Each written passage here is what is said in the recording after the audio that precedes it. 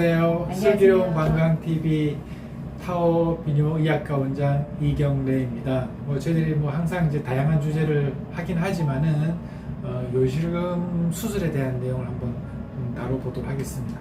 그 중에서도 특히 요실금 수술하면은 과연 재발이 많다, 해도 똑같지 않냐, 결국 다시 이제 또 생기는 거니까 이런 걸 걱정하시는 분들이 상당히 많이 있습니다. 그래서 과연 정말 요실금 수술은 재발이 많은가, 그리고 그 재발에게 어떤 의미를 가지고 있는 건가, 어떻게 치료해야 되는 건가, 그런 경우에 한번 알아보도록 하겠습니다. 첫 번째 질문부터 한번 들어볼까요? 네, 첫 번째 분이신데 50대 중반의 여성분이 요실금 수술을 8년 전에 타병원에서 하셨는데 소변이 새는 증상이 계속 지속돼서 저희 병원에서 이제 검사하시고 요실금 수술을 재수술을 하신 분이신데 저희 병원에서 이제 요실금 재수술 후에 소변이 새지 않고 잔뇨감이나 빈뇨도 같이 좋아져서 수술에 대한 만족도가 높으신 분의 경우세요.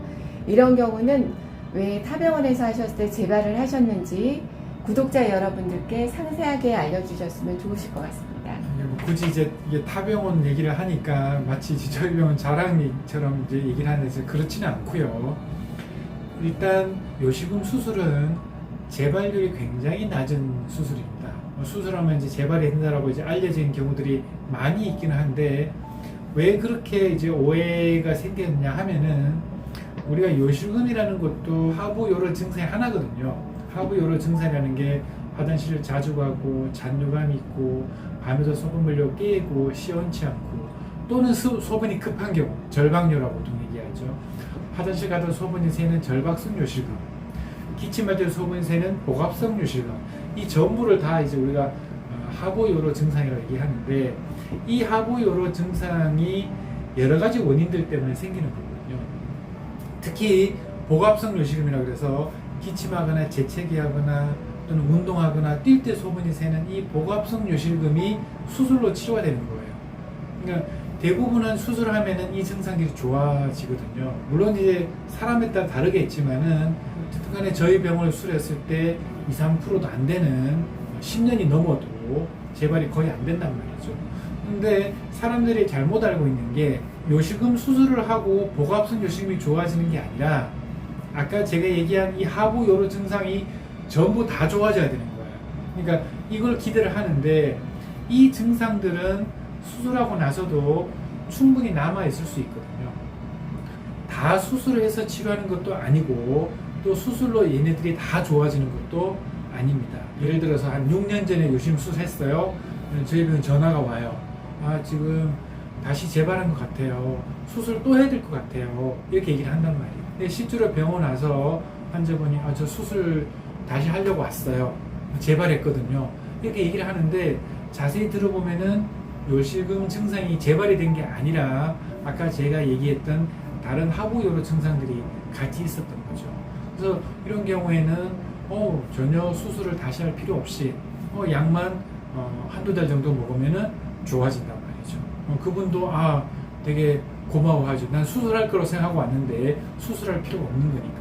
이런 것들이 다 요실금 수술에도 별로 효과가 없다더라, 재발한다더라, 이런 얘기가 나올 수 있는 거고요.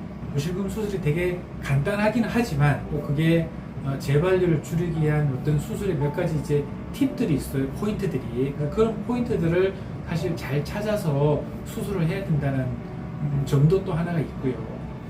또 요실금 수술이 요즘 상기에는 TVT라는 수술을 이제 많이 했었죠. 대학병원에서 다 TVT를 하다가 이제 TOT라는 수술로 넘어가게 된 건데 그 이후에 최근에 이제 미니슬링이라고 이렇게 또 막 광고를 하기도 하고 그런 수술들이 많이 있는데 사실은 미니슬링은 이 앞에 있는 TVT나 TOT에 비해서 재발률이 또 높은 편에 속하는 그런 수술이거든요. 그러니까 이런 수술 방법, 내가 TVT냐 TOT냐 미니슬링이냐 이런 어떤 방법을 택해야지 나한테 가장 적합한지 그것도 이제 봐야 되고요. 설사 수술이 잘 됐다 하더라도 내가 가지고 있는 증상들을 잘못 오해해서 요실금이 재발된 걸로 알고 계시는 분들도 있고 이런 것들이 다 이렇게 소문으로 돌고 돌아서 실제로 재발이 되지 않았는데도 자꾸만 재발을 많이 한다, 수술해도 효과가 없다, 이렇게 알려져 있는 게 굉장히 그런 것 때문에 수술을 또 미루는 분도 많으니까 되게 안타까운 거죠. 네. 우리 실장님 두 번째 질문이 또 있나요? 앞서서 이제 원장님께서 설명하신 부분하고 조금 겹치는 내용이신데, 요실금 수술에도 요의감이 계속 느껴지고 과민성 방광염 증상이 계속 지속되는 경우에는 어떻게 해야 하는지 궁금해하시는 내용입니다. 좀 더 자세하게 얘기를 하게 되면은, 우리가 이제 흔히 말하는 요실금 수술은요, 방광의 문제가 아니라 이 방광을 받치고 있는 이 골반 근육의 힘이 약한 거예요. 방광을 수술하는 게 아니거든요. 골반 근육을 받쳐주는 수술을 하는 거거든요. 그래서 원인도 골반 근육이 약화가 되는 거예요. 내가 출산을 했다. 출산하면서 골반 근육 손상이 있었던 거죠. 나이가 들고 폐경이 됐다. 뭐 예를 들어서 뭐 자궁 쪽에 수술했다. 이런 것도 다 골반 근육의 해부학이라든가 구조가 변경이 되는 그런 상황입니다. 그래서 요실금 수술은 방광을 건드리는 게 아니라 방광을 받치고 있는 골반 근육을 강화시켜주는 수술이에요. 그런데 화장실 자주 간다, 시원치 않다, 밤에도 소변 보려고 깬다, 소변이 급하다, 참기가 힘들다, 이런 증상들은 방광의 문제, 방광의 기능적 문제이기 때문에 수술과 직접적 관련이 없다. 그러면 이걸 어떻게 하느냐? 약 먹으면 좋아지는 거죠. 약 먹으면은. 그래서 제가 이제 보통 진료하러 오면은 그 증상들을 다 이렇게 나눠줘요. 이거는 수술로 좋아지는 증상입니다.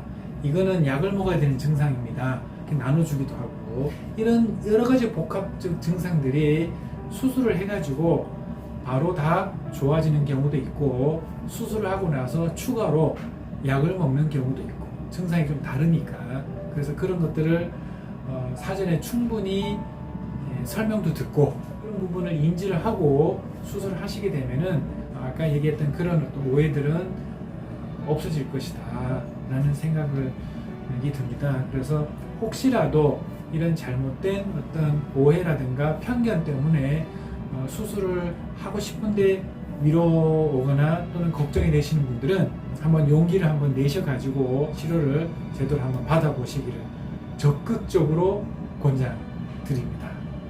근데 제가 또 깜빡 잊은 게 있는데, 요실금 수술을 재수술해도 괜찮나요? 라고 이렇게 물어보신 분들이 있거든요. 그 전에 요실금 수술한 재료나 테이프들을 그대로 둬야 되나요? 제거를 해야 되나요? 이렇게 물어보신 분은 굉장히 이제 자세한 질문들인데, 거의 90% 이상의 경우에는 재수술을 하는데 문제가 없다. 괜찮으세요? 그래서 혹시라도 내가 옛날에 수술했는데 지금 똑같은 증상이 있든지 또는 불편한 증상이 있다고 해서 좀 참고 지낼 필요도 전혀 없으신 거고요. 그 전에 요실금 수술 테이프를 그대로 놔둘 수도 있고 제거를 할 수도 있고, 그는 이제 상황에 맞춰서 하시면 되는 거라서 요실금 재수술 했다고 해서 크게 뭐 위험하거나 문제가 되거나 그런 게 없으니까 걱정하지 않으셔도 됩니다. 혹시라도 요실금 수술을 걱정하시는 분들이라면은 이 내용들이 많은 도움이 되시기를 간절히 바랍니다. 저희는 더 좋은 내용으로 다음에 또 찾아뵙도록 하겠습니다. 여러분 안녕. 안녕. 구독, 좋아요 눌러주세요.